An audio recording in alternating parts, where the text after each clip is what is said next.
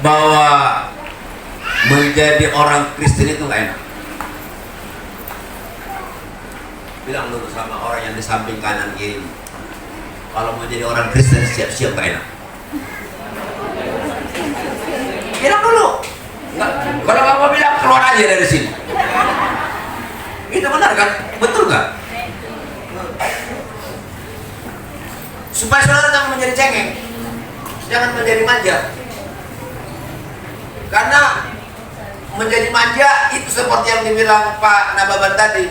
Siapa yang mau masuk surga? Saya. Tapi siapa yang udah masuk surga? Nggak mau. Masih ada anakku, masih enak di dunia ini. Padahal kita bilang surga itu enak. Makanya bilang dulu ke orang yang di samping kanan kiri, siap-siap menjadi gak enak menjadi orang Kristen. Aku lagi jadi pendeta, Pak. Iya, Pak. Nih, di leher kita selalu ada pisau. Harus siap dengan itu. Petarung jangan di jalanan. Petarung jadilah orang yang percaya. Siap-siap gak enak menjadi orang Kristen. Dan memang orang Kristen itu gak enak. Menjadi orang percaya itu gak enak. Siapa bilang menjadi orang percaya itu enak? Yesus bilang, jika aku aja dibenci, apalagi? Mana pernah murid lebih tinggi daripada gurumu. Diapain Bapak Ibu? Gurunya Bapak Ibu diapain? Alkitab akan bilang begini, sampai kita tidak mengenali wajah dan kita nggak mau dia. Betul nggak Bapak? Betul ya? Betul ya? Jadi apa? Orang Kristen itu enggak. Makanya jangan di sini. Kalau saudara menjadi orang Kristen jangan suka ngata-ngatain satu sama lain. Itu pertanda kalau saudara masih suka ngata-ngatain seorang dengan yang lain, itu pertanda bahwa saudara belum menjadi orang Kristen. Karena jadi orang Kristen itu enggak. Udah pucat juga gini. Jadi ngapain saya di sini, Pak? Mungkin saudara bilang, jadi saya ngapain di sini, Pak?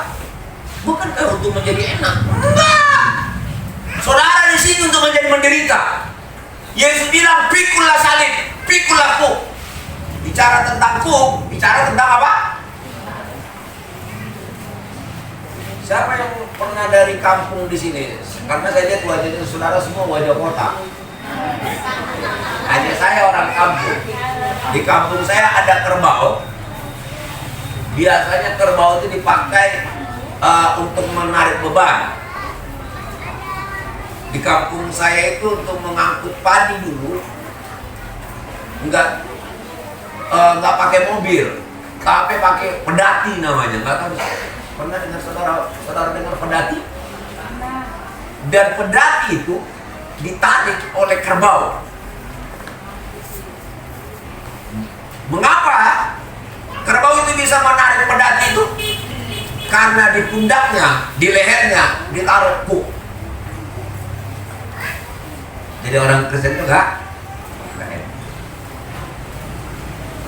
Kok jadi enggak enak kok jadi Bapak Ibu? Selesai nih. Ya. Kita udah selesai ya. Aminkan aja ya. Kita tutup. Saudara, saya mau bilang, katakan dulu bersama-sama kepada dirimu sendiri. Tadi udah kepada orang lain kan? Katakan kepada dirimu sendiri. Saya menjadi orang Kristen. Ayo bersama-sama dengan saya. Saya menjadi orang Kristen. Sudah mengambil keputusan untuk menjadi, mengalami yang tidak enak. Tapi saya mau bilang begini, menjadi orang Kristen itu tidak enak. Tapi hebatnya, di dalam Kristen percaya kepada Tuhan itu ada Tuhan yang hebat. Menjadi orang Kristen itu gak enak. Menjadi orang yang percaya kepada Tuhan itu gak enak. Tapi karena banyak penderitaan di dalamnya. Tapi saya mau katakan begini, di dalam percaya kepada Tuhan itu ada Tuhan yang hebat di dalamnya. Berikan dulu kemuliaan kepada Tuhan. Iya, kita baca dulu yuk. Dalam 2 Korintus pasal 4 ayat 7 sampai ayat 15. Mengapa gak enak? Mengapa gak enak? Kenapa kita merasa gak enak? Mengapa kita merasa gak enak? Coba tanya dulu lagi sekali lagi Bapak Ibu, orang yang di samping kanan kirimu, supaya sedikit kita aktif. Coba tanya dulu. Tanya pertanyaannya begini, mengapa gak enak? Bilang dulu. Mengapa gak enak menjadi orang yang percaya? Tanya dulu, 1, 2, dan 3. Jawab dia.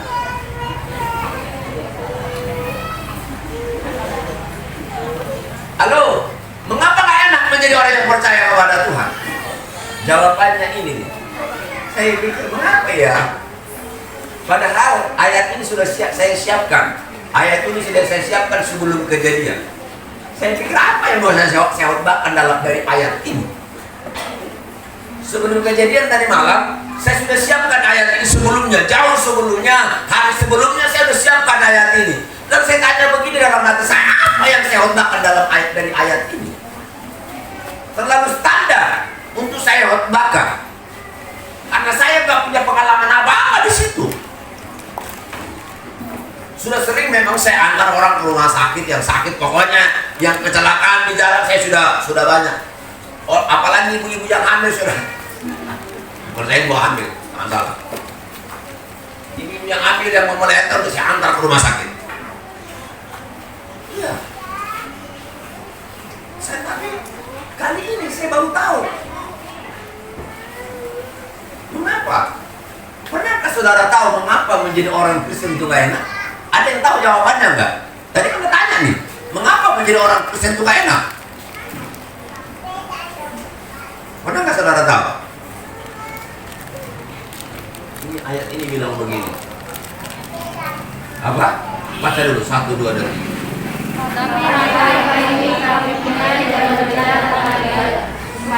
Perhatikan, ada kata tanah liat di sana. Kalau tanah liat itu kuat atau rapuh?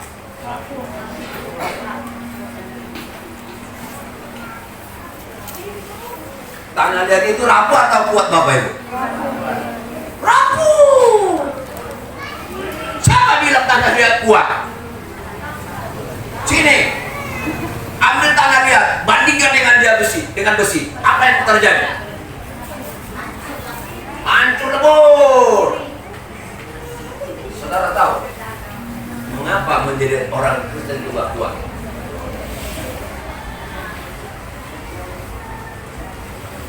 Karena ternyata sekalipun kita menjadi orang percaya, tubuh kita ini masih tetap terbuat dari tubuh. Halo? Halo?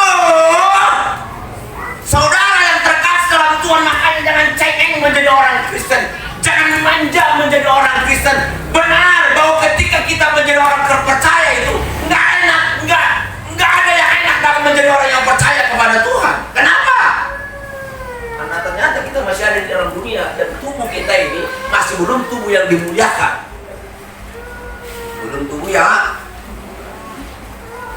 Kemudian, sini dulu. Ini ibu ini ibu yang kuat, sini dulu. Saya buktikan kalau ibu ini rapuh. Mau bukti ya? Saya mau pakai kalung MCA, ibu ini tetap aku cubit sakit. Saya cubit ibu ya. Boleh nggak? Nanti bapak marah nggak kalau ibu saya cubit? Saya cubit kuat ya Bu. Orang bapak cubit baru marah. Kalau nggak dilihat orang. Oh iya. Sekarang ya sini saya cubit. Saya cubit ya Bu ya. Saya kuat ya Bu ya. Kenapa jangan? Kenapa jangan? Masa sakit? Masa kemana aja cubit sakit? Ibu kan orang percaya. Bu saya cubit Bu. Boleh Bu, saya kuat ya.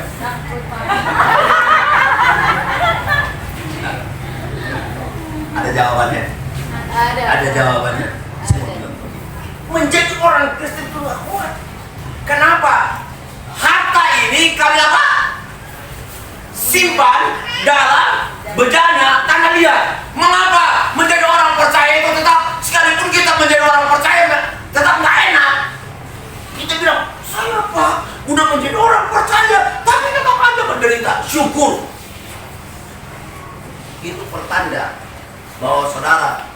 masih dari bejana anak dia. Tapi saya mau bilang begini, di dalam percaya kepada Tuhan, ada Tuhan yang hebat. Walaupun tubuh kita ini rapuh, ada Tuhan yang memberikan kekuatan kepada kita. Haleluya, haleluya. Berikan itu kemuliaan kepada Tuhan. Iya. Itu dan saudara yang terkasih dalam Tuhan, hari ini kebenaran ini penting kita pegang dalam kehidupan. Hari ini kebenaran ini perlu kita pikirkan dalam kehidupan kita. Karena selama ini kita terlalu banyak menjadi orang yang cengeng, menjadi orang Kristen. Sakit sedikit, sakit sedikit, mengalami penderitaan sedikit, udah kayak banci kita.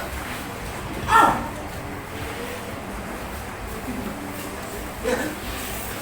Iya kan? Orang Kristen banci. Pernah lihat banci? Kalau banci sakit, iya kan?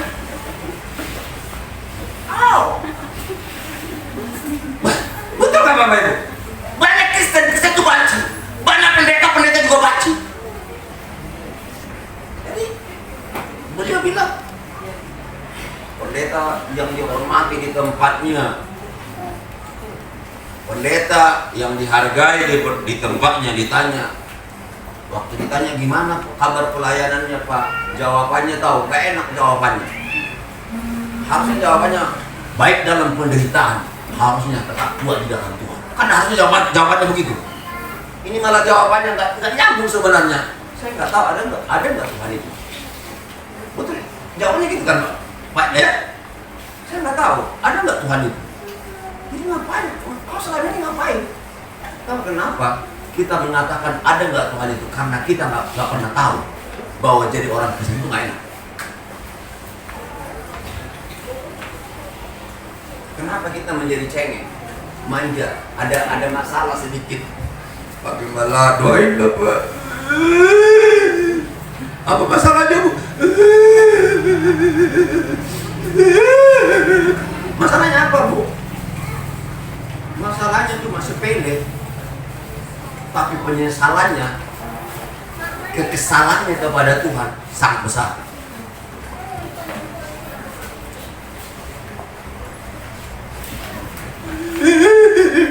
Doain Pak, kenapa Bu? Di tetangga saya ada kena corona. Apa urusan dengan itu?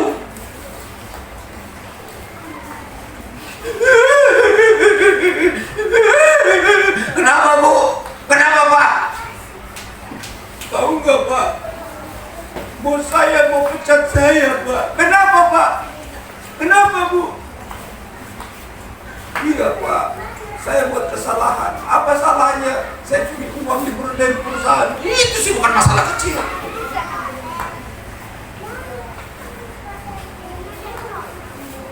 Halo, jemaat Tuhan yang dikasih oleh Tuhan. Perhatikan Bapak yang sederhana yang hari ini. Dengarkan ini baik-baik. Tidak lagi waktunya hari ini kita menjadi orang yang cengeng di dalam Tuhan, tapi sudah menjadi waktunya kita untuk berkata maju di dalam Tuhan. Amin Bapak Ibu. Maju di dalam Tuhan dan berkata begini, ku ada sebagaimana ku ada, ku hidup dalam segala kelimpahan. Semua kelimpahan syukur, bukan kelimpahan duit. Karena anugerahmu.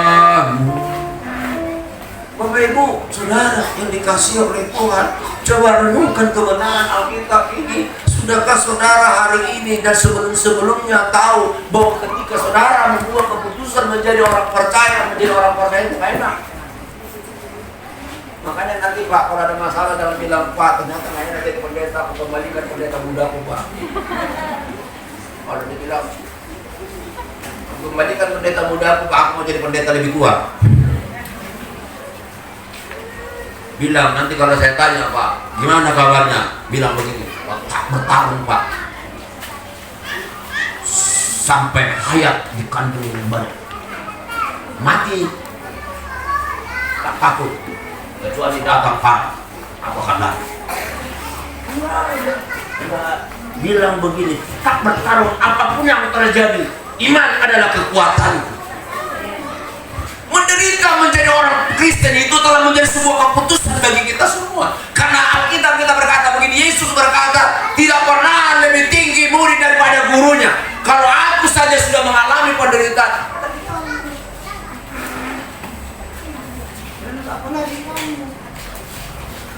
jangan cengeng, jangan banci, jangan Kristen banci, jangan Kristen apa? Tadi saya mau cuti saja. Mungkin kemudian nggak bilang begini, saya lapor sama suamiku ya Pak, awas kembali. Lapor, kamu sudah menyakiti hati saya. Bukankah sering kita lakukan seperti itu sekarang ini? Setiap kita merasa sakit, laporannya kepada banyak orang, ternyata menjadi orang mundur dari Tuhan, mundur satu langkah. Hari Minggu ditanya, kenapa nggak gereja, kenapa nggak ibadah? Jawabannya tawa. Kenapa nggak enak? Di dalam gereja ada yang menyakiti hati saya. Masih di dalam gereja ada yang menyakiti hati. Bagaimana kalau di luar gereja? Saudara itu saya nggak tahu. Banyak halnya di antara saudara yang banyak di antara saudara yang kadang-kadang berbicara tidak setuju dengan apa yang saya buat. Saya tahu itu. Tapi saudara pikir saya peduli? Apa peduli saya dengan itu? Karena saya lebih peduli kepada Tuhan daripada peduli kepada saudara. Karena tujuan saya Pak, karena Bapak lebih suka duluan masuk surga daripada lama-lama tidak masuk surga. Iya kan? Betul nggak? Itu.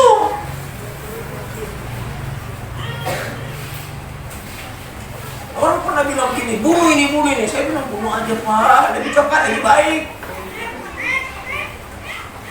Kenapa Bu? Oh iya. Orang bilang begini.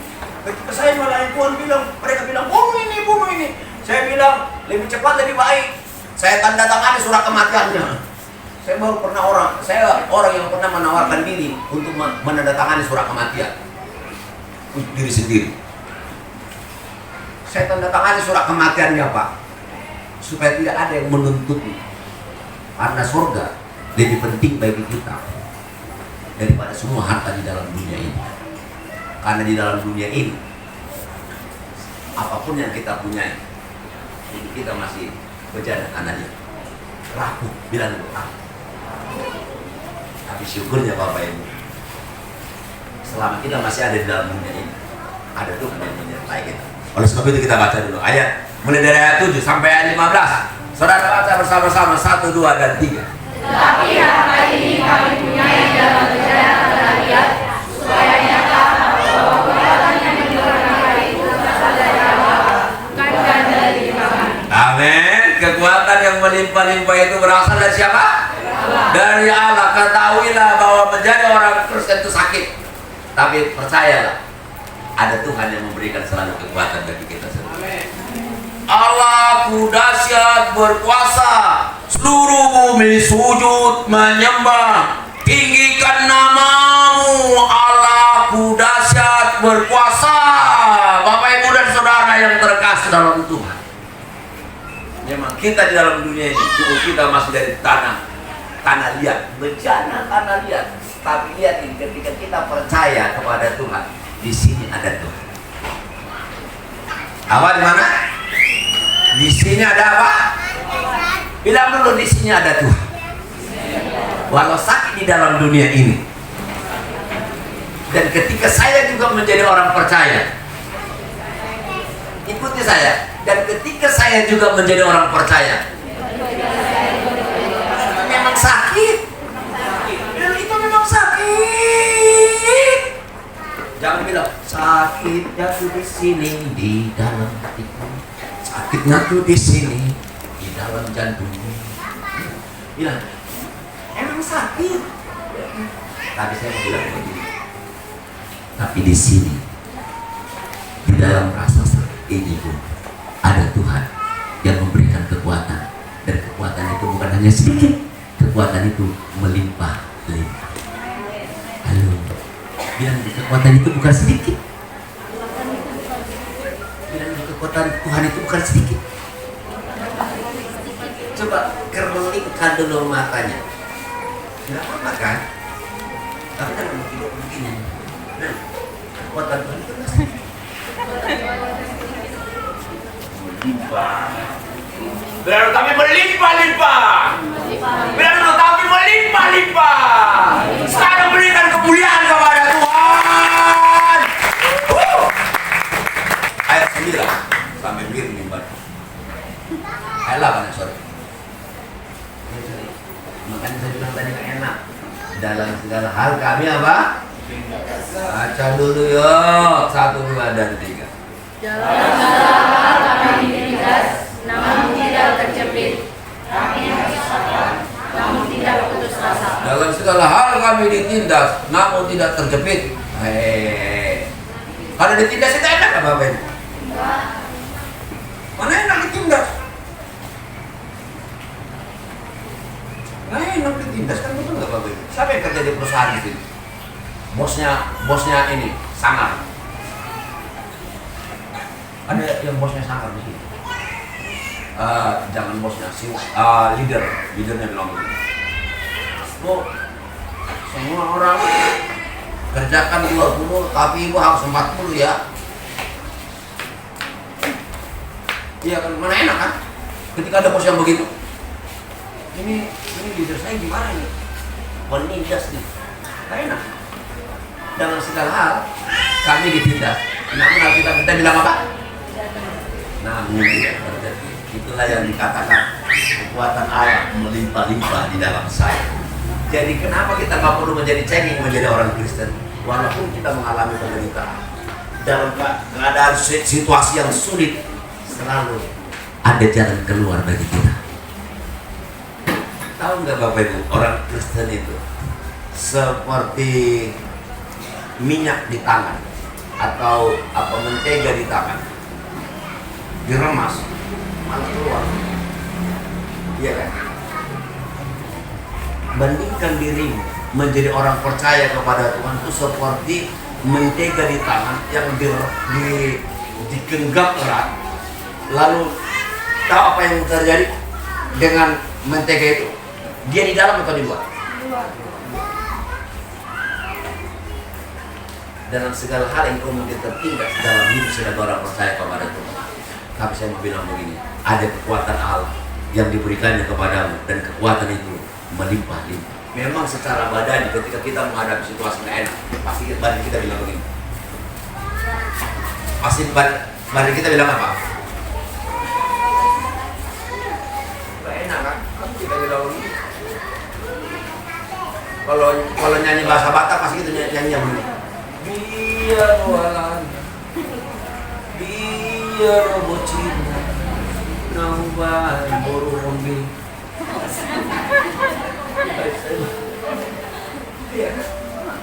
Menjadi orang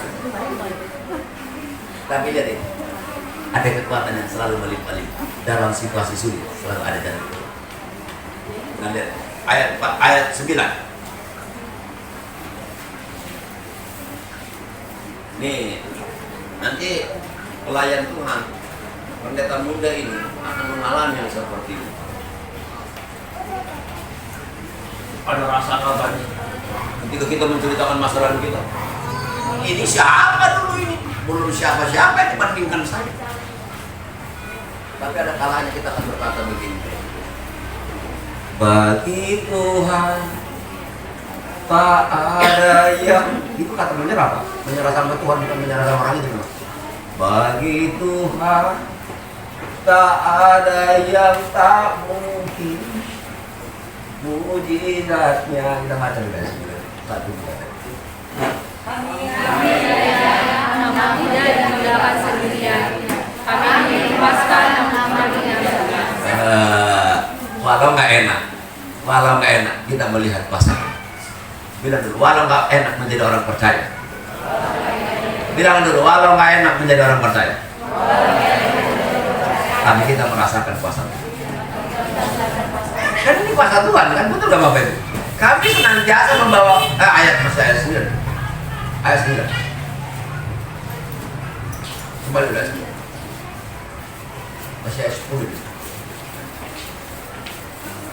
tidak dianiaya, namun tidak ditinggalkan sendirian. Kami dihempaskan, namun tidak binasa. Mengapa terjadi begitu?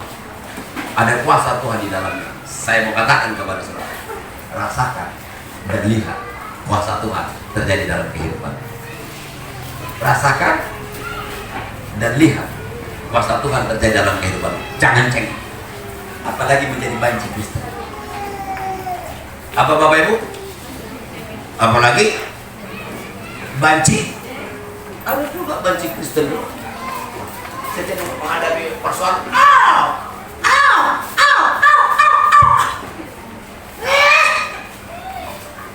Kuat dalam penderitaan. Lihat dan rasakan kuasa Tuhan terjadi dalam kehidupan. Ayat 10. 1, 2, dan 3. Kami senantiasa membawa kematian Yesus dalam tubuh kami, supaya kehidupan Yesus juga menjadi nyata dalam tubuh kami. Kami senantiasa membawa kematian Yesus di dalam diri kami, supaya apa? Kehidupan Yesus semakin nyata dalam kehidupan kami. Menderita itu menjadi orang percaya supaya punya tujuan, supaya kita melihat kehidupan yang sebenarnya.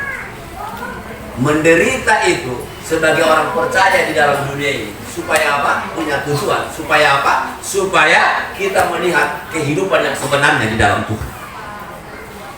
Tahu kehidupan yang sebenarnya di dalam Tuhan? Kematian pun tidak bisa menghalangi. Kematian pun tidak bisa menahan. Ada amin Bapak Ibu? Tahu kehidupan yang dialami oleh Yesus yang sebenarnya? Nah, itu yang menjadi tujuan kita sebagai orang percaya. Itu yang menjadi tujuan kita sebagai orang percaya.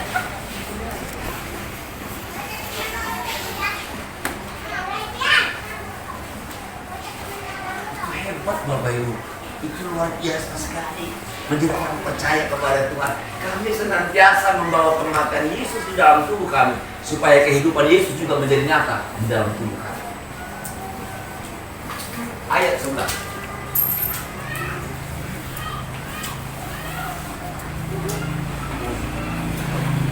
Inilah ini. Iya, kita baca dulu. 1, 2, dan 3. Sebab kami yang masih hidup ini terus-menerus diserahkan kepada maut karena Yesus, supaya juga hidup Yesus menjadi nyata di dalam tubuh kami yang mana ini. Ya, ini yang dikatakan oleh Paulus. Tahu nggak? Paulus ini menjadi teladan yang tangguh menjadi kepada setiap orang percaya. Paulus ini menjadi teladan yang tangguh, menjadi teladan yang hebat bagi setiap orang percaya, karena dia bilang begini, sebab kami yang masih hidup ini terus-menerus diserahkan kepada apa? Kepada maut karena Yesus, supaya karena apa tadi dia bilang? Supaya terkonfirmasi Bapak Ibu menjadi orang percaya itu nggak enak. Karena Paulus bilang begini, sebab kami yang masih hidup ini terus-menerus diserahkan kepada maut karena Yesus, supaya juga hidup Yesus, tapi juga tidak berakhir di dalam penderitaannya. Walau nggak enak, katakan dulu bersama-sama, walau nggak enak menjadi orang percaya, tidak akan pernah berakhir di tempat yang tidak enak. Karena kemudian apa akan melihat kehidupan yang sebenarnya dan keagungan yang sebenarnya dan kehebatan yang sebenarnya yang dialami oleh Yesus Kristus. Itu Bapak Ibu. Tahu kenapa hari ini saya tetap menjadi orang yang percaya? Saya nggak pernah bilang kepada diri saya sendiri, di mana kau Tuhan? Saya selalu bilang kepada Tuhan, Tuhan. Dan saya tahu Engkau tidak hanya sekedar mengintip, tapi Engkau ada di sini. Biarkan aku mengalami penderitaan ini sampai kulihat kemuliaan yang besar nyata di dalam kehidupan.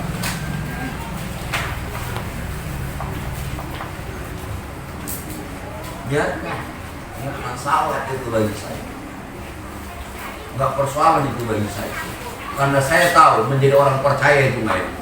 Saya tahu dari awal itu menjadi orang percaya, bahkan menjadi pendeta pun saya lari-lari dulu. Kenapa saya lari? Nggak mau jadi pendeta. Tahu Bapak Ibu? Nggak enak. Saya tahu Pak, jadi pendeta itu nggak enak. Aduh. Tapi satu orang pernah yang saya nggak kenal, waktu saya lari ke Bengkulu untuk supaya orang tidak mengenal saya. Saya lari ke satu kota dan ternyata di satu kota itu ada orang yang mengenal Tuhan juga. Dia bilang begini, kau mau lari kemana? Saya bilang lari kemana? Saya bilang lari, saya di sini. Saya bilang mana Pak? Tahu dia bilang sama saya apa? Waktu saya tiba di kota itu, karena sebelumnya saya sudah tahu saya dipanggil oleh Tuhan untuk melayani dia. Waktu saya tiba di kota itu, orang ini bilang begini, kau mau lari kemana bro? Kamu mau lari kemana? Kau pikir kau bisa lari? Oke, kau bisa lari, tapi kemudian kau akan mati, dan kematian nggak enak. Mana juga nih orang bisa pikir. Dia bilang begini, lebih baik kau segera berangkat untuk sekolah pendeta sekarang daripada kamu tinggal di sini, aku yang berangkat. Dia bilang begitu dengan saya. Lebih baik kamu berangkat sekarang daripada aku yang berangkat. Kalau aku yang berangkat, kau mati. Saya dari mana orang ini kenal saya? Saya, Pak, nama bangsa enggak mau jadi pendeta. Ada saya itu enggak. Melihat muka-muka yang seram, melihat muka-muka yang miskin, melihat muka-muka yang kaya memerintah. Kan serba nggak enak kan? Di gereja pada orang kaya, apalagi orang kaya yang nggak takut sama Tuhan tapi suka memberi. Tahu apa yang dilakukannya? Pak, datang ya besok. Ngapain? Kita mau makan-makan di rumahku. Gak usah Bu. Kalau enggak Pak, saya kasih perpeluang. Saya pikirkan enak jadi pendeta. Tapi saya tahu benar. Ketika saya menjadi orang percaya dan melayani Tuhan hari ini, saya tahu menjadi orang percaya itu memang gak enak. Tapi saya tahu di dalam percaya kepada Tuhan itu ada hal yang besar yang akan kulihat. Dan yang besar itu bukan kulihat dari manusia, tapi kulihat dari Tuhan yang besar. Amin. Ada perkara yang besar yang kulihat, ada perkara yang besar yang kualami, dan perkara yang besar itu hanya kualami dari Dia, bukan dari manusia. Makanya saya nggak peduli mau ada orang kaya, mau ada orang miskin, mau siapa pun di dalam gereja. Saya bersyukur kepada Tuhan. Dan hari ini ada seorang anak kecil bersama-sama dengan kita. Siapa nama nak? Siapa?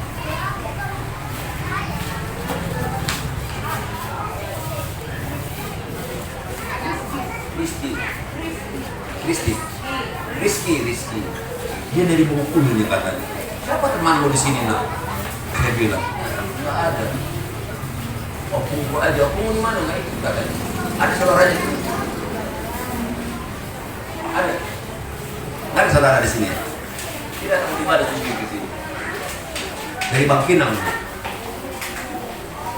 Opungnya katanya di sini. Saudara, anak kecil aja cari Tuhan.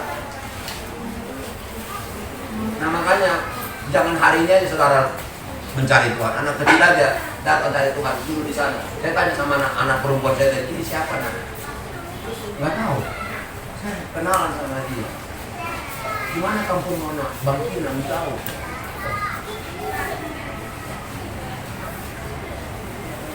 Dia nggak pedulikan siapa orang yang di samping kanan kiri. Dia pedulikan siapa yang dicarinya. Ya kan? Dia pedulikan siapa yang dicarinya. Nah saudara, jangan pedulikan siapapun yang di samping kanan kiri. Kalau mungkin dia pun menyakitkan, dia mencengkelkan, dia ngutang kepadamu nggak bayar. Iya misalnya, alasan-alasan itu yang membuat kita sering nggak mau datang ke gereja. Pak, makanya saya datang ke gereja itu aja Pak, melayani lompat-lompat di gereja Pak. Tapi di rumah juga lompat-lompat, panci dilompat. Iya kan?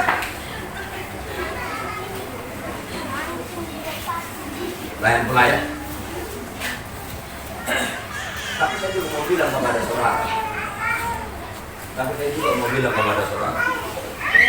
Saya mau bilang kepada saudara. Jangan juga alasan itu untuk membuat saudara tidak beribadah. Karena mengikut Tuhan itu gak enak. Ada saja situasinya membuat kita gak enak. Ada saja, mau dari istri, mau dari suami, mau dari tetangga, mau dari teman gereja, mau dari apa? Mau dari sama-sama pelayan. Banyak. Tapi saya mau bilang begini. Mungkin juga orang-orang yang di samping kanan kirimu yang ceritanya enak kalau di gereja. Saudara yang dikasih oleh Tuhan, kita harus dekat kepada Tuhan. Kalau saudara nggak dekat, masuk neraka. Tapi di luar sana, dia juga membawa neraka. Jangan perlu dekat.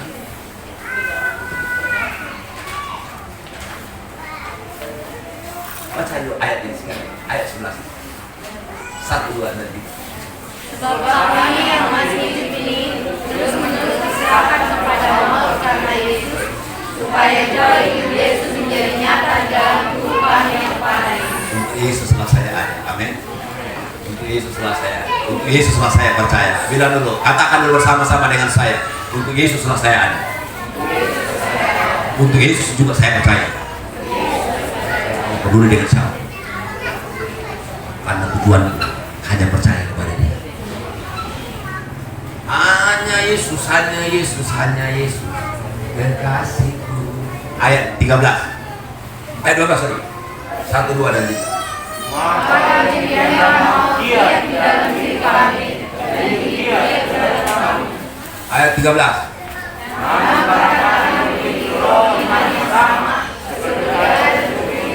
Aku percaya seperti itu aku berkata-kata, maka kami juga percaya dan seperti itu kami juga berkata-kata. Ayat 14. Karena kami tahu bahwa Dia yang telah membangkitkan Tuhan Yesus akan membangkitkan kami juga bersama-sama dengan Yesus, dan Dia akan menghadapkan kami bersama-sama dengan kami kepada dunia. Ayat 15 terakhir. 1, 2, dan 3. Sebab semuanya itu terjadi oleh karena kamu, supaya kasih karunia yang semakin besar berhubung dengan semakin banyaknya orang yang percaya, menyebabkan semakin melimpahnya ucapan syukur bagi Tuhan. Kemudian setelah kita menjadi orang percaya, karena kita mengalami hal-hal yang besar, akan banyak juga lewat kita banyak orang percaya. Saya bersyukur dengan sebuah kesaksian adik kemis seorang ibu di sini. Dia bilang ada orang yang sering hampir tiap hari ketemu dengan dia. Dia bilang begini, Pak, di dalam Bapak Ibu, mari kita berdoa supaya ada anaknya yang sakit supaya disembuhkan oleh Tuhan. Ya kan? Nah Bapak Ibu, lewat kepercayaan kita kemudian, mengapa kita jangan cengeng menjadi orang percaya? Karena memang kita tahu menjadi orang percaya itu gak enak, tapi jangan berhenti di gak enaknya, tapi teruskan perjalananmu, dan engkau akan melihat di dalam percaya itu juga ada Tuhan yang besar yang hidup di dalamnya. Ada Tuhan yang besar yang hidup di dalamnya. Saya akan mengakhiri sampai di sini.